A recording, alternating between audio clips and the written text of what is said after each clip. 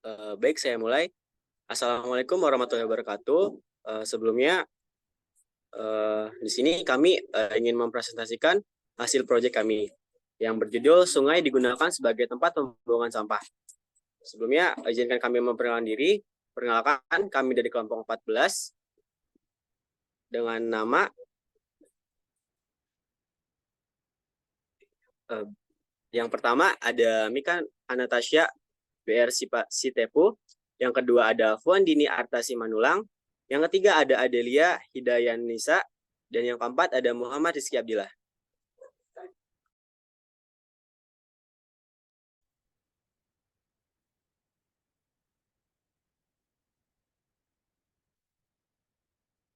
Permasalahan yang akan diangkat. Eh, ada beberapa permasalahan yang telah kami analisa ya, antara lain yang pertama itu parkir sembarangan, kedua tindakan bullying, yang ketiga sungai digunakan sebagai tempat pembuangan sampah, dan ketidaksetaraan dalam akses teknologi. Dan kami memilih sungai digunakan sebagai tempat pembuangan sampah. Dengan latar belakang, pembuangan sampah ke sungai memiliki dampak yang serius terhadap lingkungan dan kesehatan manusia. Air sungai yang tercemar oleh sampah dapat menyebabkan keracunan air, penurunan kualitas air, dan menghancurkan habitat alami bagi berbagai jenis organisme air. Selain itu, ketika sampah terus terakumulasi di sungai, hal ini dapat menjadi penyebab banjir, menyebabkan gangguan dalam pasokan air bersih, dan memicu berbagai masalah ekologis lainnya.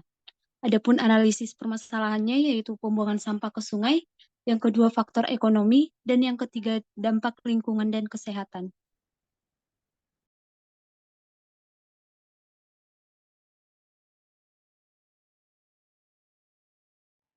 Selanjutnya di sini ada hasil pembahasan berupa kuesioner di mana kami memiliki beberapa pertanyaan. Yang pertama itu ada apakah Anda pernah membuang sampah ke sungai? Yang kedua, apa alasan utama Anda memilih untuk membuang sampah ke sungai? Yang ketiga, apakah Anda mengetahui adanya aturan atau larangan terkait pembuangan sampah ke sungai di wilayah ini? Apakah Anda merasa kesulitan untuk mendapatkan tempat pembuangan sampah yang sesuai? Apakah Anda setuju dengan sanksi yang lebih berat bagi pelanggaran pembuangan sampah ke sungai? Seberapa penting menurut Anda peran masyarakat dalam menjaga kebersihan sungai dan lingkungan sekitar? Apakah Anda bersedia berpartisipasi di dalam kegiatan bersih-bersih sungai atau kampanye kesadaran lingkungan? Berikut jawaban dari kuesioner-kuesioner dari pertanyaan tadi.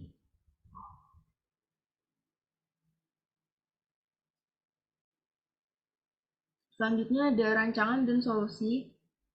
Yang pertama ada menilai kebijakan alternatif yang disarankan untuk memecahkan masalah. Baik, pada poin pertama ini memilih kebijakan alternatif yang disarankan untuk menyelesaikan masalah, di mana kebijakan terkait pembuangan sampah ke sungai telah menjadi perhatian utama di berbagai negara, karena dampak seriusnya terhadap lingkungan dan kesehatan masyarakat. Sejumlah negara telah menerapkan larangan langsung terhadap pembuangan sampah ke sungai melalui undang-undang dan peraturan lingkungan. Denda yang signifikan dikenakan pada pelanggaran untuk mendorong kesadaran akan konsekuensi hukum dari tindakan tersebut. Yang kedua, terdapat program edukasi publik menjadi bagian dari kebijakan untuk mengatasi masalah ini. Yang ketiga itu subsidi atau insentif dapat diberikan kepada perusahaan atau individu yang mengadopsi praktik pengelolaan sampah yang ramah lingkungan. Yang keempat itu partisipasi masyarakat dalam pengambilan keputusan juga merupakan komponen penting dari kebijakan ini. Yang kelima, pendekatan global juga bisa menjadi solusi dengan kerjasama antar negara untuk mengatasi masalah pembuangan sampah di sungai yang melibatkan aliran lintas batas. Yang poin kedua itu mengembangkan kebijakan publik kelompok.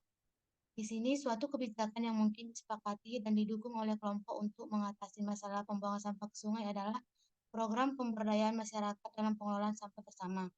Kebijakan ini dirancang untuk melibatkan masyarakat secara aktif dalam upaya pencegahan dan penanganan sampah dengan fokus khusus pada sungai-sungai yang rentan terhadap pencemar. Pertama-tama, kami terlibat dalam sebuah komunitas program teknik lingkungan dalam perencanaan dan implementasi kebijakan ini melalui serangkaian pertemuan dan konsultasi publik. Yang kedua, dalam rangka kebijakan ini, komunitas yang bertugas dapat menyediakan pelatihan dan pendidikan kepada masyarakat mengenai pengelolaan sampah yang benar. Selain itu, infrastruktur pengelolaan sampah lokal perlu ditingkatkan. Tempat sampah umum dan fasilitas daur ulang dapat didirikan di dekat sungai atau wilayah terdampak lainnya. Pentingnya keterlibatan sektor bisnis juga tidak boleh diabaikan. Pemerintah dapat menjalin kemitraan dengan perusahaan-perusahaan lokal untuk mengadopsi praktik ramah lingkungan seperti penggunaan kemasan yang dapat didaur ulang atau kampanye bebas plastik. Dengan adanya kebijakan ini, diharapkan masyarakat akan merasa lebih tanggung jawab terhadap lingkungan sekitar sehingga secara bersama-sama dapat menciptakan perubahan yang positif terhadap lingkungan. Kemudian untuk yang poin ketiga, mengembangkan suatu rencana tindakan. Rencana tindakan untuk mempengaruhi pemerintah dalam menerima kebijakan tentang program pemberdayaan masyarakat dalam pengelolaan sampah bersama dapat diuraikan dalam beberapa langkah strategis. Yang pertama, pemahaman mendalam tentang isu pengelolaan sampah. Warga negara harus memahami secara mendalam isu pengelolaan sampah bersama dan pentingnya pemberdayaan masyarakat. Yang kedua, pembentukan kelompok advokasi. Warga dapat membentuk kelompok advokasi atau bergabung dengan organisasi lingkungan yang memiliki fokus pada pengelolaan sampah. Yang ketiga ada penyuluhan dan edukasi masyarakat. Melalui seminar, lokakarya, atau kampanye penyuluhan, warga dapat menyebarkan pengetahuan tentang pentingnya pemberdayaan masyarakat dalam pengelolaan sampah. Yang keempat, media sosial dan kampanye online. Memanfaatkan media sosial untuk menyebarkan informasi dan membuat kampanye online dapat membantu menciptakan tren positif. Yang kelima, bertemu dengan pejabat pemerintah lokal. Mengadakan pertemuan dengan pejabat pemerintah lokal untuk membahas kebijakan ini secara langsung. Presentasikan data dan informasi yang mendukung program pemberdayaan masyarakat sebagai solusi efektif. Yang keenam, menggandeng tokoh masyarakat. Melibatkan tokoh masyarakat yang dihormati dalam mendukung program ini dapat memberikan dampak yang signifikan. Mereka dapat membantu meyakinkan masyarakat dan mendukung dalam mempengaruhi kebijakan. Dengan mengikuti langkah-langkah ini secara konsisten, warga negara dapat memainkan peran penting dalam mempengaruhi pemerintah untuk menerima kebijakan yang mendukung program pemberdayaan masyarakat dalam pengelolaan sampah bersama.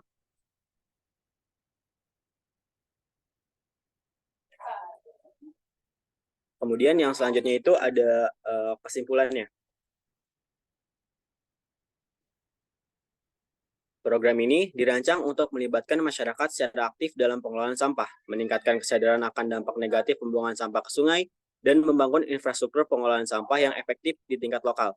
Dengan keterlibatan semua pihak, termasuk pemerintah, masyarakat, sektor swasta, dan tokoh masyarakat, diharapkan dapat terjadi perubahan positif dalam kebijakan dan perilaku terkait sampah.